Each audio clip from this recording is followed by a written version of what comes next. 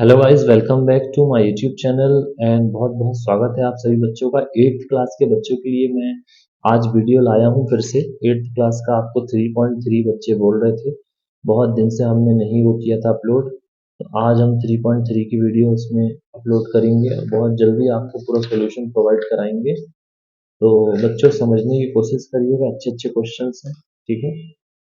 तो देखिए बहुत ध्यान से, ये 3.3 है आपका, देख लीजिए ये 3.3 है, सामने ही रखा है।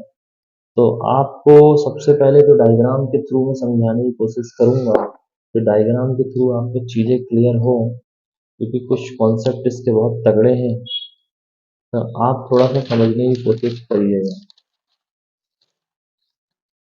ठीक है। तो देखिए,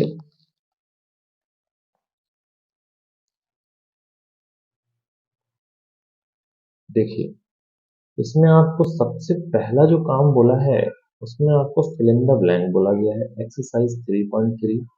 welcome back to all in my YouTube channel. सारे बच्चे देखिए, आइए जल्दी से और ये अपन देखते हैं। देखिए पहला क्वेश्चन है जो आपको बोल रहे हैं, यहाँ पे देखिए ये बोला है, given a parallelogram ABCD complete the each statement along with the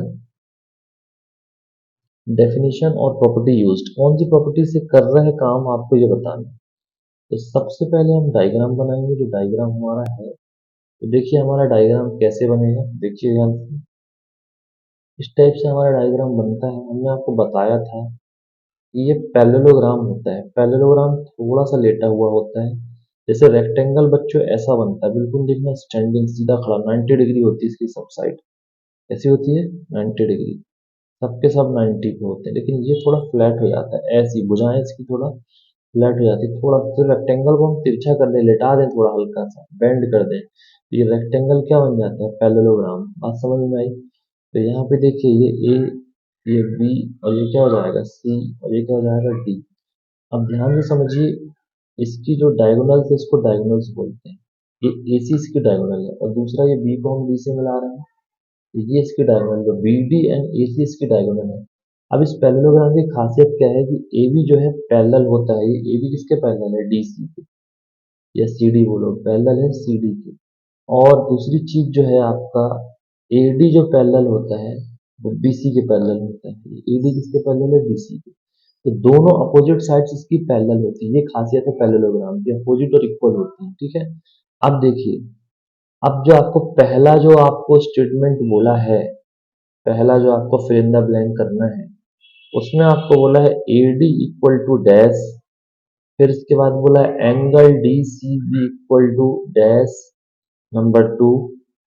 फिर मैं आपको रीजन सहित बताऊंगा क्यों ऐसा आंसर लिखा। देख के आंसर नहीं लिखना कि डायरेक्ट देख के लिख दिया, नहीं, रीजन होगा। इसके बाद measurement of DAB, measurement of angle CDA equal to dash. अब ये चारों क्वेश्चन अपन करेंगे बड़ी फुर्ती से। आप समझिए, इसमें AD जो है, AD के बराबर क्या होगा? देखिए सॉल्यूशन नंबर 1, आपको बोला है AD के बराबर BC होगा, क्लियर, ये ध्यान रखना। क्योंकि पैरेललोग्राम में मैंने आपको बताया था, AD अब भी बताया था, AD और BC कैसी होंगी? इक्वल, अपोजिट साइड्स इसमें इक्वल होती है और पैरेलल होती है। तो आप यहाँ लिखेंगे अपोजिट, क्या लिखेंगे? Opposite sides of parallelogram are equal, ऐसे रीजन देना पड़ेगा। तो पहला हो गया आपका AD, BC आएगा इधर, ये फिल इन द ब्लैंक में आपका कितना आएगा? BC। तो यहाँ आप BC भर दीजिए, मैं करके भी दिखा रहा हूँ, और आप फिल इन द ब्लैंक भरते जाना, ठीक है। नंबर 2, अब आपको बोला है एंगल DCB किसके बराबर होगा, यहाँ बताइए। तो देखिए ध्यान से, आपको क्या बोल रहे हैं? DCB बोल रहे हैं। क्या बोल रहे हैं? DCB। तो बीच में कौन सा एंगल आया है? C। ये एंगल कौन सा है? ये एंगल A के बराबर होगा, क्योंकि एंगल C एंगल A के बराबर होता है। यहाँ पे अपोजिट एंगल से AC के बराबर होता है, BD के बराबर होता है। तो पढ़ेंगे कैसे? BAC कैसे पढ़ेंगे? एंगल, यहाँ से आप देखिए DAB पढ़ सकते हैं, तो आपको पढ़ना पड़ेगा DAB, ध्यान रखना। तो एंगल DAB आप BA पढ़ सकते हैं, लेकिन आप ये ज्यादा अच्छा रहेगा, DAB एंगल होगा DCB से। तो D से ही चालू करना है, DCB है लेफ्ट में, तो डी ए बी इसके बराबर होगा। बीच में ए आना चाहिए, बीच में ए आया ना यहाँ देखिए, और यहाँ बीच में सी आया, तो दोनों एंगल कैसे होंगे, इक्वल होंगे। बात समझ में आई। इसका रीजन क्या देंगे आप, इसका रीजन देंगे अपोजिट्स एंगल्स आर इक्वल। बात समझ में आ गई। कहाँ की बात हो रही है, पैरेललोग्राम की।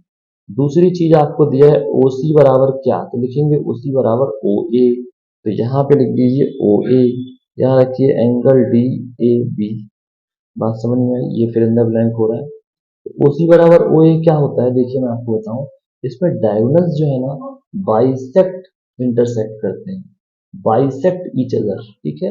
इंटरसेक्ट बाइसेक्ट ईच अदर, एक दूसरे को बराबर काटते हैं, जैसे ओ सी बराबर ओ ए, ओ डी बराबर ओ बी। तो ध्यान रखना, आपको ओ सी पूछा है तो यहाँ पे बहुत सी चीजें बराबर होंगी, ओ डी बराबर ओ बी भी होगा, ओ ए बराबर ओ सी होगा, तो यहाँ पे ओ ए आएगा फिलहाल। बात समझ में आ गई। दूसरी चीज आपसे पूछा है measurement of D A B plus measurement of C D A बराबर 180। ध्यान रखिए, एंगल ए और एंगल डी की बात हो रही है। ये एंगल और डी ए क्या है, एडजस्टेंट एंगल है आमने सामने के। इनका सम 180 होता है, मैं आपको बताया था कि अपोजिट जो एडजस्टेंट एंगल का सम होता है वो सप्लीमेंट्री होते हैं। तो आई होप आपको समझ में आया होगा। अब देखिए कुछ बड़े क्वेश्चंस अपन करते हैं दोस्तों, इसमें प्रॉपर्टीज का खेल है हर क्वेश्चन में। तो क्वेश्चन नंबर 2 में आपको बोला है find the value of x, क्या बोलेगा, find the value of x. तो आप लोग देखिए क्या करना है, सबसे पहले डायग्राम बनाएंगे आप। ये डायग्राम बनाइए, सबसे पहला काम बहुत बढ़िया तरीके से। ये डायग्राम बना है क्वेश्चन नंबर 1। अब देखिए इस एंगल को क्या बोला है एक्स, इस एंगल को क्या बोला है वाई, इस एंगल को क्या बोला है जेड, इस एंगल को क्या बोला है 100। ध्यान दीजिए, ये हो गया आपका ए बी सी डी। अब आपको दो तीन प्रॉपर्टी पता हो कि पैरेललोग्राम है, तो पैरेललोग्राम में अपोजिट साइड्स इक्वल होती है, ये दोनों साइड इक्वल होंगी। अपोजिट साइड्स, अपोजिट एंगल बराबर होंगे। अपोजिट एंगल ए के बराबर सी होगा, डी के बराबर बी होगा, और अपोजिट साइड्स पैरेलल और इक्वल होती है। देखिए ध्यान से, अब तो आप पहली प्रॉपर्टी लिखेंगे एंगल जो ये होगा, वैल्यू पता है बी की, तो एंगल बी किसके बराबर होगा, एंगल डी के। लिखेंगे अपोजिट एंगल आर इक्वल। तो आपको अच्छे से पता है एंगल बी कितना है 100, और एंगल डी आपको पता था नहीं, तो एंगल डी पता चल गया ना 100 डिग्री। आपको एक चीज तो पता चली, आपको क्या पता चला, आपको पता चला कि एंगल डी 100 होगा, ठीक है। दूसरी चीज, एक चीज और बता रहा हूँ आपको। अब देखिए इसमें क्या किया है, अब 100 प्लस एक्स, इन दोनों का सम भी कर सकते हैं, तो एक्स भी मिल जाएगा। यानी कि आप लिखेंगे the sum of any two adjacent angle of a parallelogram parallelogram is 180। बोल रहा है किसी भी दो एडजस्टेड एंगल यानी आमने सामने के AD ले लो या फिर BC ले लो, आमने सामने के एंगल लीजिए तो आपको सम कितना मिलेगा। तो आपको अभी x और इसको लेना है, एंगल B और एंगल C को लेना है। तो angle B plus angle C equal to कितना होगा 180। अब एंगल बी कितना है भैया 100 है, एंगल सी कितना है भैया एक्स है। अब यहाँ आया 180, तो आपको एक्चुअल में मिला कितना 180 माइनस 100 ना, तो आपको मिला कितना टोटल 80 मिला। यानी कि आपकी जो वैल्यू है, एक्स की वैल्यू कितनी आ गई 80 डिग्री। अब जब एक्स 80 है तो जेड भी यहाँ पे लिखेंगे कि एंगल ए जो है एंगल जेड के बराबर है, तब भी आपका, सॉरी एंगल एक्स के बराबर है। जो एंगल ए है वो एंगल सी के बराबर है कि नहीं, अपोजिट एंगल। तो एंगल ए कितना है हमारा जेड है, और सी कितना है हमारा, सी हमारा अब भी निकला है एक्स है, और एक्स की अब भी वैल्यू निकली है कितनी है 80 है। तो जेड बराबर कितना हो जाएगा 80। इसी टाइप से आपको y की वैल्यू भी पता होना चाहिए, क्योंकि ये इसके बराबर हो तो डायरेक्ट y की वैल्यू तो आ जाएगी, कोई दिक्कत ही नहीं है ना।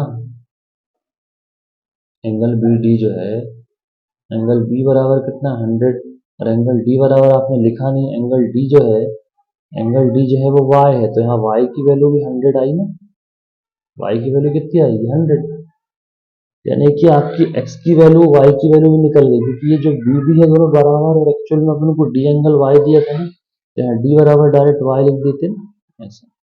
ये समझ में आ गया, आई होप आपको समझ में आया होगा। अब देखिए दूसरे क्वेश्चन, अब आपको दूसरा क्वेश्चन मैं आपको बता रहा हूँ।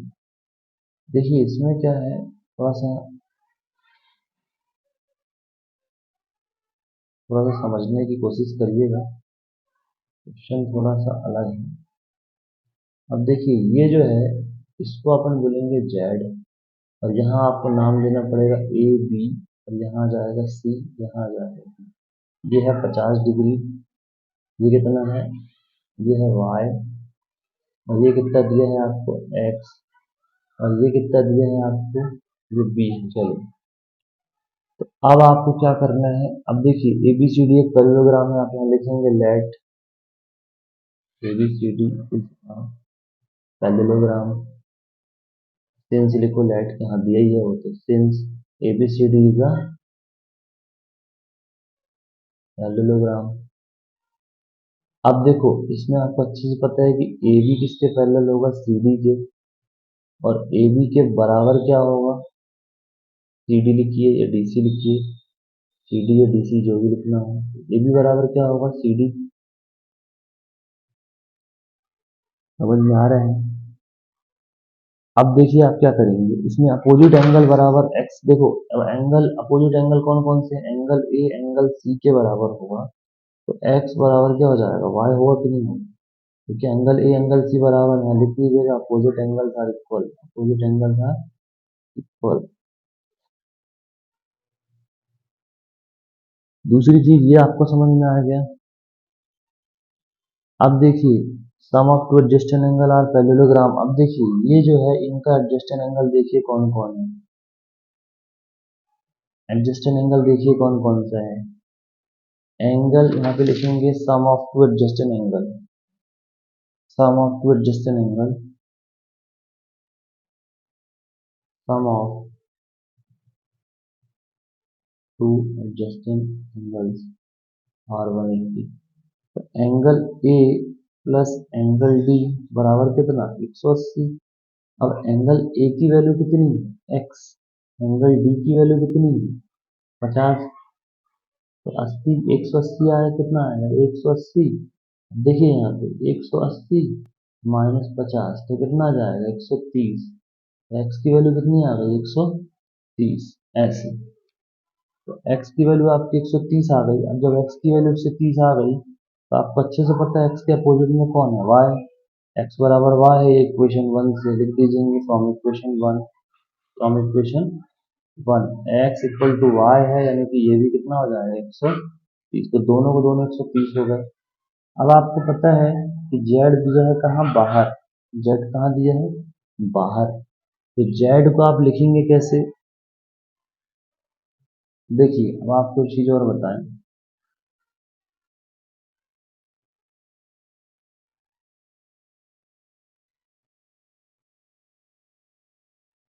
ये जो एंगल बनेगा आपका, अब यहाँ से आपका जो सिस्टम बना है, ये आपका एंगल हो जाएगा यहाँ से, एडजस्टेंट एंगल जो है आपका, ये हो गया पूरा अपोजिट हो गया ट्रांसवर्सल, कोरस्पॉन्डिंग एंगल सारे इक्वल, ये जेड बराबर एक्स, ये आपका हो जाएगा जेड बराबर एक्स, ये कोरस्पॉन्डिंग एंगल है, तो ये भी एंगल्स कैसे हो जाएंगे, हाँ इसको कोरस्पॉन्डिंग एंगल से इक्वल कर दीजिए, कोरस्पॉन्डिंग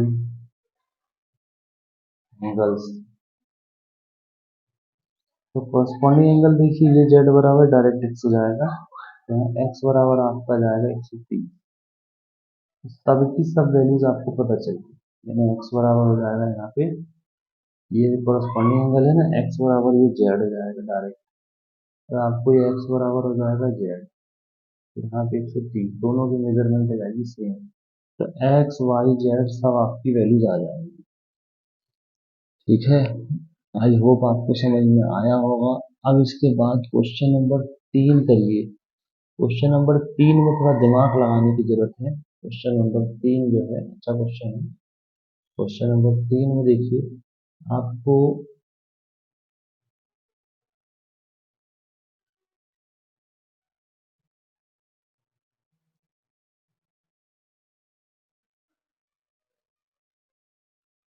इस टाइप से डायग्राम बना लेना है। पहले कोशिश करना डायग्राम अच्छा बने, लेकिन ऐसी रफली बना रहा हूँ।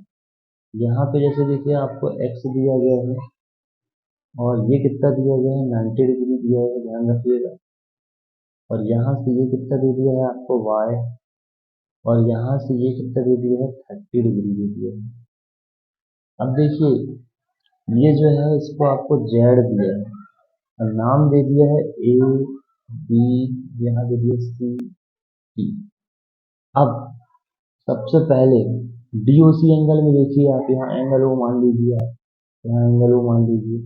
तो DOC एक एंगल है, इन एंगल, अब देखिए इन ट्राइंगल DOC, यानी ये छोटे वाले ट्राइंगल में देखिए क्या है, तीनों का सम है वाई एक्स 30 का। तो X plus Y plus 30 degree बराबर 180।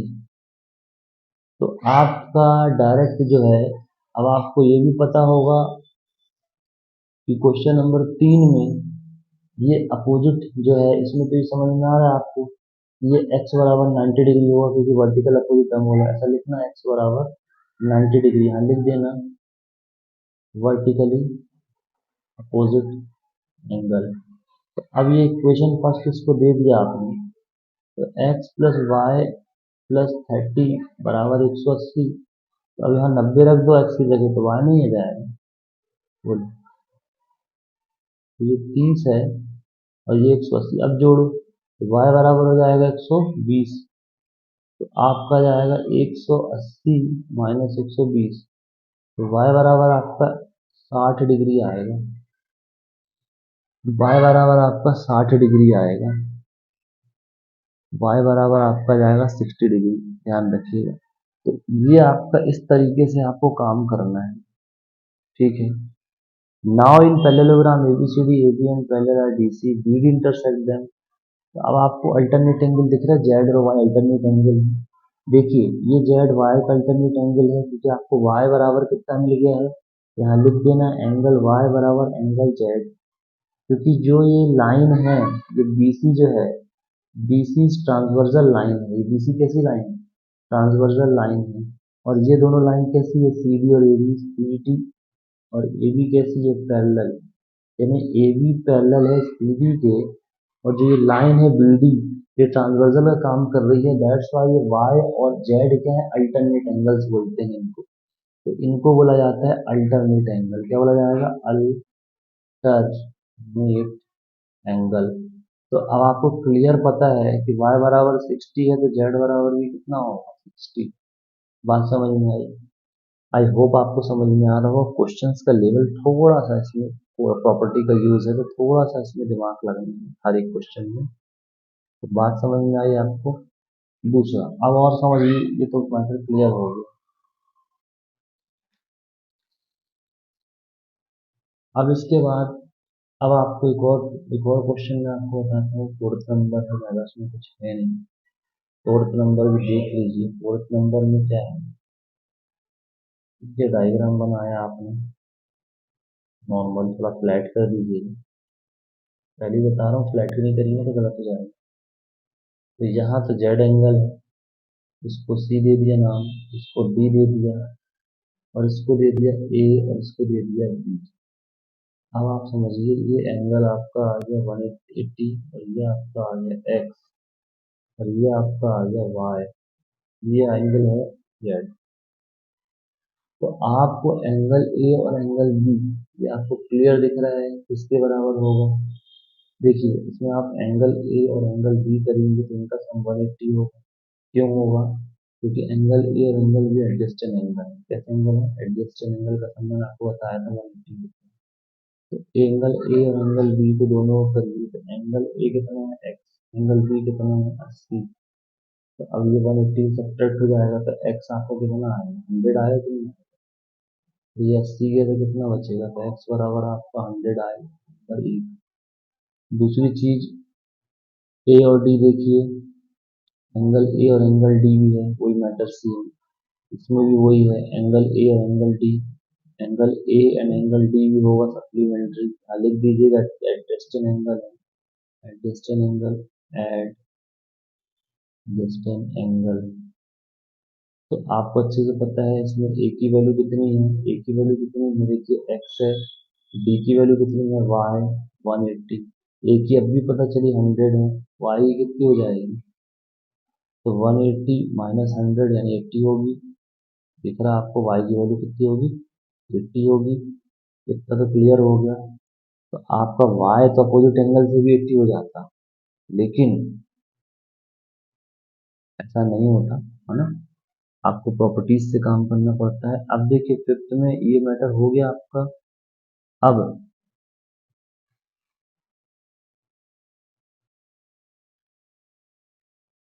दूसरी चीज, अब आपको एक चीज और समझना है, यहाँ पे जो एंगल है, यहाँ पे जो एंगल है, ये आपका एक्स आ गया, वाई आ गया। अब देखिए, अब जो एंगल जेड है, वो जेड एंगल निकालने के लिए आपको सी प्लस जेड 180 होगा। एंगल सी दिख रहा है आपको, एंगल सी, ये एंगल सी दिख रहा है, एंगल सी जो है, एंगल सी यानी एंगल सी है 180 माइनस 80, तो 100 होगा ये। क्यों?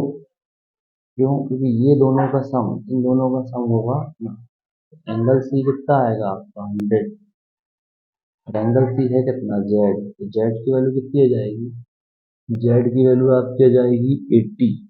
ठीक है, अब एक्चुअल में एंगल सी जो आया उसमें जेड भी जोड़ना है, देखिए ये गलत हो रहा है, 2 मिनट समझिए। देखिए एंगल सी ये वाला एंगल सी और ये जेड, दोनों का लीनियर पेयर कितना होगा, 180 होगा, होगा कि नहीं होगा। तो अब अगर इनमें आप करोगे, सी की वैल्यू कितनी है 100 प्लस जेड इक्वल टू 180, तो जेड की वैल्यू कितनी होगी 180 माइनस 100 यानी कि 80, तो जेड की वैल्यू कितनी आई, 80 आई। अब अब एक्स बराबर तो आपको पहले से दिया 100, तो ये आपका मैटर क्लियर हुआ। इस टाइप से आपको करना है, कोई दिक्कत परेशानी किसी को। एक और क्वेश्चन देखिए, वो भी है आपका, इसमें भी आपको थोड़ा समझने की कोशिश करना है, थोड़ा डेंजर डेंजर लास्ट की है क्वेश्चन। तो आपको जैसे ये क्वेश्चन दिया है, ये जो है इस टाइप से, ये 40 है, ये आपका y है, ये आपका x है, ये आपका 112 है, ये आपका z है, ये आपका a है, ये आपका b है, ये आपका c है, ये आपका d। तो फिफ्थ क्वेश्चन में बोल रहा opposite angle of parallelogram are equal, इसका मतलब y बराबर, तो सीधा सीधा हो गया, देखो अपोजिट एंगल फिर वही y बराबर, ये एंगल y है इसके बराबर होगा b के, तो डायरेक्ट यानी कि एंगल b बराबर एंगल d, तो समझ रहे हैं, ये एंगल b बराबर एंगल d, समझ रहे हैं, ये दोनों बराबर हो जाएंगे, आप लिख देना opposite angle are equal, number एक, पहली बात तो यही सेट हो गई। अब एंगल देखिए, एंगल ए सी डी देखिए आप लोग ध्यान से, ए सी डी दिख रहा है, एंगल ए सी डी देखिए ऊपर वाला खाली, ए सी डी देखिए यहाँ से, कौन सा एंगल, ए सी डी, ए सी डी, यहाँ जाइए ए सी डी एंगल देखिए, तो देखिए 40 प्लस एक्स प्लस वाई बराबर 180। अब y कितना मिल गया अपने को y मिल गया 112, मिला नहीं मिला, अब 112 में जोड़ोगे तो 152 होगा कि नहीं होगा, और फिर ये 180 घटा दो ले जाके, तो 180 में 52 जाएगा तो कितना बचेगा, बताइए, 152 में 180 जाएगा तो कितना बचेगा, 28, तो ये x की वैल्यू कितनी आ गई, 28 डिग्री। अब इतना होने के बाद, अब आपका फिर वही मैटर ट्रांसवर्सल वाला, देखिए कि ध्यान रखिए, ये दो पैरेलल लाइन है, ये जो तीसरी लाइन आती है ना, इसको ट्रांसवर्सल बोलते हैं, जो इनको इंटरसेक्ट करती है, समझ गए। तो आपको यहाँ बोल रहा है in a parallelogram ABCD, in a parallelogram ABCD, AB is parallel to CD या DC, और यहाँ पे बोल रहा है AC is transversal line, AC is transversal line. कैसे देखो समझो डायग्राम में, बोल रहा है AB is parallel to DC, clear है, ठीक है। ये देखो AC जो है आड़ी आड़ी लाइन है, तो AC लाइन कैसी है, ट्रांसवर्सल, तो Z बराबर X होगा कि नहीं होगा, तो Z बराबर क्या होगा, X होगा डायरेक्ट। जेड बराबर एक्स होगा, इसका मतलब एक्स की वैल्यू तो हमको पता चल गई 28, पक्का जेड भी कितना होगा 28, तो ये दोनों एंगल बराबर होंगे। मैटर क्लियर हुआ, मैटर क्लियर हुआ। वाई की वैल्यू आपको 112 पता चल गई, एक्स की वैल्यू 28 और जेड की वैल्यू अभी निकाल दी अल्टरनेट एंगल से कितनी 28, तो ये मैटर हो गया क्लियर। तो आई होप आपको समझ में आया होगा। इसके रिमेनिंग क्वेश्चन अपन नेक्स्ट वीडियो में करेंगे। Thank you very much.